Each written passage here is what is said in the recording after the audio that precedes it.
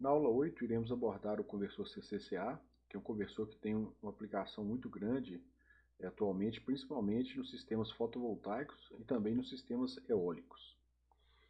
Então, na aula de hoje, a gente vai falar sobre os princípios de operação e alguns tipos de conversores, tanto monofásicos quanto trifásicos. Este tema é abordado no capítulo 6 do livro do Rashid, cujo título é Conversor CCCA. Então, os conversores CCCA, eles são conhecidos como inversores, e podemos aqui destacar vários inversores fotovoltaicos, que a energia produzida pelo sol é corrente contínua, ou é tensão contínua, e a rede elétrica é tensão alternada. Então, toda vez que você precisa de conectar uma fonte que é tensão contínua num ambiente, ou numa rede que é tensão alternada, só é possível através da utilização de conversores CCCA. E a função do inversor é alterar uma tensão de entrada CC e transformá-la em uma tensão de saída CA simétrica. Então, todo seno-ciclo positivo quanto negativo deseja-se que seja simétrico, com amplitude e frequência desejada. E a forma de onda da tensão de saída de um inversor ideal, ele deve ser senoidal. E os inversores eles podem ser classificados em dois tipos, monofásicos e trifásicos. E, geralmente, para sistemas fotovoltaicos, os inversores monofásicos vão até 10 kW. Mas é lógico que em outras aplicações esse valor pode superar os 10 kW, não é nenhuma limitação física. E a tensão de entrada de inversor, então, ela é contínua, e a tensão ou corrente de saída é alternada. E a potência, então, de saída ela é dada por corrente I0 vezes a tensão V0 vezes a cosseno, sendo que V0 e I0 são a tensão e a corrente RMS da carga. Já a potência de entrada, CA do inversor, é dado por Vs vezes Is, sendo que Vs e Is são a tensão e a corrente média de entrada. E a ondulação RMS da corrente de entrada é dado por a corrente aí, de ondulação, é a raiz quadrada de II ao quadrado menos IS, sendo que II é o valor RMS da corrente de alimentação CC e o IS é o valor médio. Então aqui seria o valor RMS da corrente CC menos o valor médio da corrente CC. E o fator de ondulação, então, é dado pelo FR, que é a divisão do IR pelo IS. O fator harmônico, que é uma medida da contribuição individual de uma determinada harmônica, então é dado, no caso da tensão, V0 de uma determinada harmônica, ou a tensão V0, por exemplo, segunda harmônica, terceira harmônica, dividido pela tensão fundamental. Então isso é para obter a contribuição de uma determinada tensão harmônica. E a distorção harmônica total, que é uma medida da proximidade do formato entre uma forma de onda e sua componente fundamental, definido como o somatório, que é a raiz quadrado somatório de 2 até infinito, mas a norma geralmente vai até a 50, componente 50, somatório ao quadrado, raiz disso, dividido pela tensão fundamental. Então esse em inglês é muito conhecido como THD, que é Total Harmonic Distortion, mas em português a gente pode falar DHT, que seria a distorção harmônica total. E o fator de distorção, ele é definido pelo somatório, também variando de 2 até infinito, mas geralmente a gente faz até 50, da tensão harmônica, dividido pela ordem desse harmônico. Por exemplo, se aqui for n igual a 2, então seria tensão segunda harmônica, tensão de segunda harmônica dividido por 2 ao quadrado, que daria 4, isso ao quadrado. Então o somatório das componentes de 2 até 50. E o fator de distorção, ele é de uma componente harmônica individual, ele pode ser feito pela divisão da componente harmônica que eu quero, pela fundamental e a ordem harmônica que eu estou analisando ao quadrado. Então este é o primeiro inversor, conversor, o inversor, CCCA. Então a gente sempre precisa de um barramento CC. A gente precisa de uma fonte de energia, CC, no caso representado aqui por essa fonte contínua. Neste caso é o inversor half bridge, ou meia ponte, porque eu só tenho duas chaves. Então, ora eu posso, então neste tipo de conversor eu preciso de dividir o barramento CC em duas partes. Então geralmente eu utilizo o capacitor para fazer essa divisão. Então eu não consigo aproveitar o barramento CC todo. Eu consigo aproveitar metade do barramento CC, então aqui ficaria Vs sobre 2 e aqui Vs sobre 2. Então como que funcionaria este conversor? Quando eu ligo a chave Q1, pode ser um transistor, um MOSFET, ou tiristor, né? Qualquer tipo de tiristor.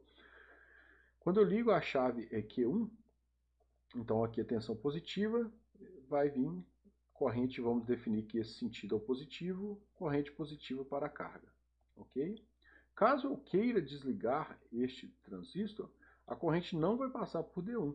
A corrente, como aqui é uma carga indutiva, a corrente tem que ficar passando no mesmo sentido aqui. Então a única maneira disso acontecer é ela passando por D2, ou seja, eu posso desligar essa chave sem nenhum problema, porque eu tenho um outro caminho para a corrente passando por D2. E quando essa corrente, por exemplo, for para zero, né, eu poderia ligar essa chave Q2, porque agora a corrente viria desse sentido, né, ao contrário, seria uma corrente negativa, fazendo essa circulação por Q2. E aí, caso eu queira desligar o Q2, então a corrente precisa de continuar passando nesse sentido, então se eu desligar Q2, ela passaria por D1. Então passaria por D1 fazendo esse loop aqui. Então seriam as possibilidades, né, de funcionamento deste conversor, que vai depender muito das características da carga RL.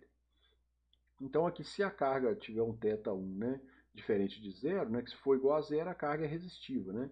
Então se for diferente de zero, a gente observa que a corrente ela vai conduzir, né, mais tempo do que a passagem da tensão por zero, né? Então a tensão passou por zero, mas como a carga é indutiva, a corrente continua circulando. Se a carga for resistiva, ela morre aqui, né? A corrente chega em zero aqui, então não teria nenhum problema, né, para poder abrir a chave. Então, se a carga for resistiva, né, então a corrente I1, se eu ligar meu barramento pelo Q1, então se eu ligar meu barramento VS sobre 2 sobre Q1, ligando Q1, eu vou ter VS sobre 2 na carga. Se ela for só resistiva, vai passar uma corrente aqui, que é dado por VS sobre 2 dividido por R. Nesse instante aqui, se eu quiser fazer a inversão da polaridade, como ela é resistiva, é bem tranquilo, é só ligar a chave Q2. Quando eu ligar a chave Q2 agora, o caminho da corrente vai ser nesse sentido. Então seria uma corrente, né, I2, é positiva em I2, né, mas é negativa em relação a I0, ou seja, aqui seria uma corrente positiva para a carga, aqui seria uma corrente negativa. E se for uma carga altamente indutiva, então eu tenho um problema, né? Porque conforme eu comentei anteriormente, se eu ligar Q1, então eu tenho um caminho para Q1, a corrente passa no sentido positivo, então eu estou começando nesse ponto aqui, ó, a corrente positiva, vai subindo, até que chegar um momento que eu quiser desligar Q1. Se eu quiser desligar Q1, a corrente tem que continuar passando nesse mesmo sentido. Mas a única maneira disso acontecer é se ela vier por D2. Então por isso que D2 liga automaticamente. Quando a corrente chega em zero, aí sim eu posso ligar Q2. Então quando eu ligar Q2 agora, a corrente vai vir aqui nesse sentido. E quando eu quiser desligar Q2, só que agora a corrente está negativa, né, para a carga, quando eu quiser desligar Q2, para a corrente continuar vindo nesse sentido, ela tem que passar por D1. Então por isso que D1 ligaria nesse momento. Então a carga é bem mais triangular, né, do que quadrada. E aqui já seria um conversor, um CCCA ponte completa, ou seja, eu tenho 4 chaves, né? Então eu tenho que ligar agora a combinação Q3, Q4, Q1, Q2. Então quando eu ligar Q1, Q2, a corrente vai de A para B. Então vamos definir que é corrente positiva. Então se eu ligar Q1 e Q2, a corrente é positiva. Se eu ligar Q3 e Q4, a corrente vem de B para A. Então a corrente é negativa. Então aqui seria uma aplicação, né, para a carga, né, neste momento aqui. Pode ser tanto resistiva quanto indutiva, né? Então ficaria um tempo ligado na fase A0, né? Então aqui essa medição é deste ponto em relação ao meio do barramento, né? Então, que seria a minha referência, seria o meio do barramento, então eu teria parte positiva, parte negativa. Já o B0 aqui, parte negativa, parte positiva. E aqui na hora que eu olho a tensão de linha entre A para B. Então que seria o VA menos VB. Então VA menos VB daria essa tensão VAB aqui, que é o barramento, né, o VS, né? Então nessa configuração eu consigo aproveitar meu barramento todo, não seria só metade, né? Então VS num sentido, VS no outro sentido. Então se a corrente for numa carga indutiva, ela teria deslocado em relação à tensão. E se for altamente indutiva, agora eu tenho os pares, né? Vou começar aqui neste ponto, né? Então imaginando a corrente nesse sentido, corrente positiva, Q1, Q2, então aqui eu estou ligado Q1, Q2, a corrente começa a subir na carga. Caso eu tente desligar Q1 e Q2, para a corrente continuar passando de A para B, ela vai passar por D4 e D3. Então por isso que automaticamente liga D4 e D3. Quando essa corrente chega em zero, aí sim eu posso ligar Q3 e Q4, né, que seria a corrente indo de B para A. Então seria uma corrente negativa, né, indo de B para A. E caso eu queira desligar o Q3 e Q4, para a corrente continuar passando de B para A, ela tem que passar no diodo 2 e no diodo 1. Né? Então voltaria para o início do ciclo, né? Diodo 2, diodo 1. E é possível, através de 3 inversores monofásicos, a gente fazer um inversor trifásico. Só que isso não é interessante do ponto de vista prático, né? Então poderia pegar, né, a saída de 3 inversores, colocar num transformador, né? E conectar aqui, no caso, um ponto de neutro, né? E teria as fases ABC. Mas isso você está gastando aqui 4 chaves, mais 4 chaves, mais 4 chaves, dariam 12 chaves. Então existe uma configuração mais simples para fazer um inversor trifásico. Essa aqui, por exemplo, é uma configuração mais simples. Então eu gasto apenas 6 chaves, né? Então eu tenho a tensão A, B e C. Outra vantagem, né, dessa topologia é que se eu quiser dividir o barramento CC, eu tenho acesso a um ponto de neutro. Caso eu não precise de ponto de neutro, igual muitas aplicações não precisam de neutro, trifásicas, então você pode eliminar essa divisão do barramento CC e você pode trabalhar já com o barramento CC completo. Então, você teria tensão VAB, VBC e VCA, ok? Então, se eu analisar aqui as modulações, né, considerando que a chave vai conduzir durante 180 graus, né, então ela vai conduzir de 0 a π e não vai conduzir de π a 2π, né, vai conduzir de 2π a 3π. Então observe só, se neste caso, né, eu tenho as 6 chaves, né, as possibilidades de condução, essa está conduzindo durante 180 graus, a próxima está conduzindo 180, 180, 180, e aqui existe um deslocamento de 60 graus. Por quê? São 360 graus dividido para 6 chaves, né? Então eu faço um deslocamento de condução de cada uma em 60 graus para que chegue no final do período e o ciclo se repita. Então observe que nesse primeiro ponto eu tenho a G1 ligado e G5. G1 está aqui, G5 está aqui. Então a tensão entre fase A e C neste instante é zero. Mas eu também tenho G1 ligado com o G6, então durante 2 ciclos. Então, durante 2 ciclos, G1 com G6. Então, como é uma de cima e uma de baixo, então eu tenho a tensão A vindo, passando da carga e ligando no G6. Então, eu tenho tensão VAB. Então, durante esses 2 ciclos aqui, eu tenho tensão VAB. Então, quando eu observo na figura, durante 2 ciclos eu tenho tensão VAB. No terceiro ciclo eu já não tenho tensão VAB. Por quê? Porque eu estou com G1 ligado, G2 e G3. Então, G1 ligado, ó, Q1, né? Q1 é o gate 1, né? G1, mas é com a chave Q1. Então eu tenho Q1 ligado, mas eu quero saber com a fase B. Com a fase B eu tenho o Q3 ligado. Então Q1 e Q3 ligado, como os dois são braço superior, então a diferença de potencial, se os dois estiverem ligados entre A e B, vai dar zero. Então se eu posso ligar, não tem problema nenhum, não vai curto-circuitar o barramento. O que eu não posso ligar é Q1 e Q4 junto, tanto é que Q1 conduz de 0 a π e Q4 conduz de π a 2π. Né? Então, nenhuma chave do mesmo braço eu posso ligá-las, né, ao mesmo tempo. Mas eu posso ligar Q1 e Q3 ao mesmo tempo, que seria a tensão AB. Mas se eu ligar Q1 e Q3 ao mesmo tempo, quando eu observo a tensão AB, ela é zero. Então, esse mesmo procedimento pode ser realizado para todas as outras fases. Né? Então, aqui seria a forma de onda da tensão de linha, VAB, então positivo, zero, negativo, VBC negativo, zero, positivo, e VCA negativo, zero, positivo. Ok? Isso se repete. Né? Essas aplicações, por exemplo, podem ser utilizadas em turbinas eólicas. Né? Eu falei do sistema fotovoltaico, mas também existe uma tecnologia de turbina eólica de baixo porte, né, de baixa potência, que a velocidade da turbina varia com o vento, ou seja, a frequência aqui ela é variável, né? Só que minha rede é frequência fixa, então eu não posso conectar uma rede de frequência variável numa rede de frequência fixa. Então o que é feito? É feita a retificação, pode ser com diodo e com barramento CC com capacitor, Então aqui nós temos uma tensão VDC próxima de uma constante, e aí sim esse inversor controlado, né? Então aqui é passivo, só com diodos, né? E aqui sim é controlado, fazendo a retificação do CC do CA, ok?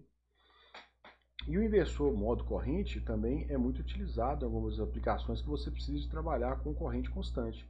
Então observe algumas características, pode ser até utilizado aqui no caso aqui um tiristor, né?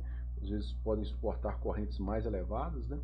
Então nós temos aqui o diodo insere com o tiristor, ou seja, para impedir a passagem de corrente reversa aqui, ok?